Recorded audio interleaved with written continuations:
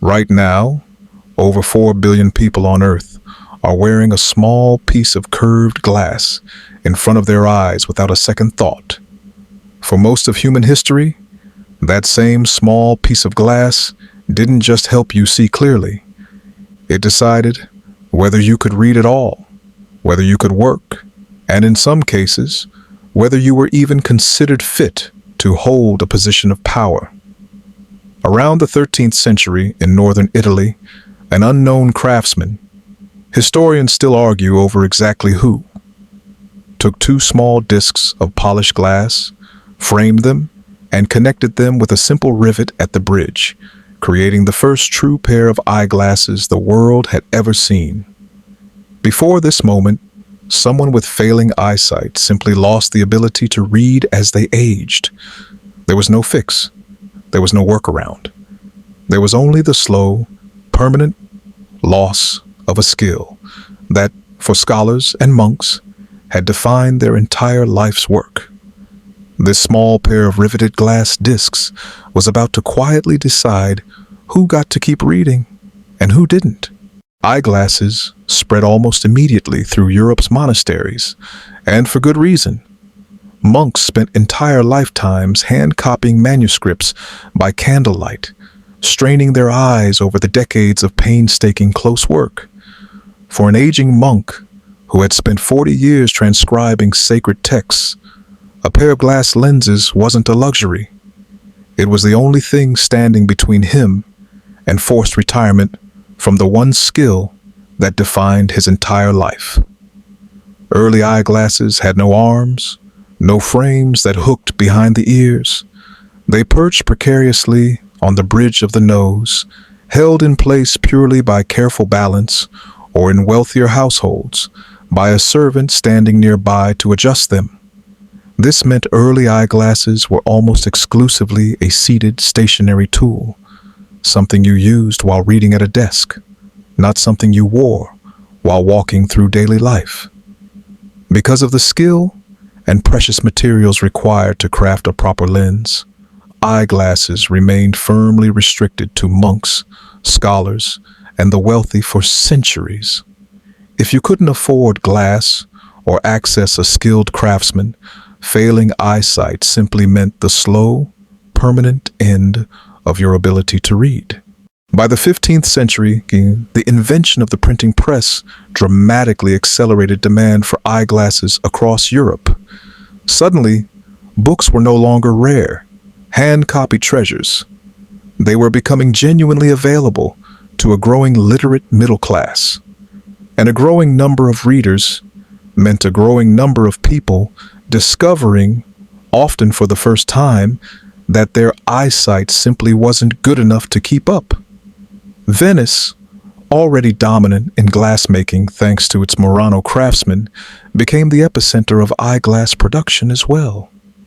Venetian lens grinders developed increasingly precise techniques, and eyeglasses began spreading beyond monasteries and universities into the hands of merchants, printers, and skilled tradespeople who depended on close, detailed work. Still, one frustrating problem remained completely unsolved. Every single pair of eyeglasses still had no arms, still relied on precarious balance alone.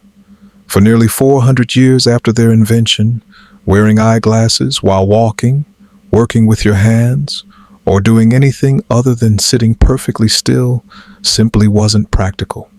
The real breakthrough finally arrived in 1727, when British optician Edward Scarlett developed rigid arms designed to hook directly over the ears, finally allowing eyeglasses to stay securely in place without constant balancing or an attentive servant standing by. This single, simple innovation changed everything about how eyeglasses fit into daily life. For the first time, someone could walk, work with their hands, and move freely through their day while still seeing clearly. Later in the 18th century, Benjamin Franklin, struggling with both nearsightedness and farsightedness as he aged, reportedly grew frustrated with constantly switching between 2 separate pairs of glasses. His solution was to cut the lenses of each pair in half and combine them into a single frame, creating the first bifocal lenses, a design still used by millions of people today, essentially unchanged in its core concept. The Industrial Revolution transformed eyeglasses from a costly, individually crafted item into something manufacturable at genuine scale. Standardized lens, grinding and frame production throughout the 19th century steadily drove prices down, and for the first time, eyeglasses moved beyond scholars, printers, and the wealthy into the hands of ordinary factory workers, shopkeepers, and farmers whose daily work depended on clear vision just as much as any monks ever had. Eye examinations also became increasingly scientific during this period, moving away from rough guesswork toward genuine measurement of individual vision problems. Opticians began offering properly fitted, prescription-specific lenses, rather than simple one-size-fits-all magnification, meaning eyeglasses could finally correct a person's actual, individual eyesight, rather than offering only rough, generic help. Today, eyeglasses have expanded far beyond simple vision correction. Lightweight titanium frames, scratch-resistant lens coatings, blue light filtering for screen use, and contact lenses that place the correction directly onto the eye itself. Laser eye surgery now offers some people a permanent alternative altogether, something the monks hand-copying manuscripts by candlelight could never have imagined possible.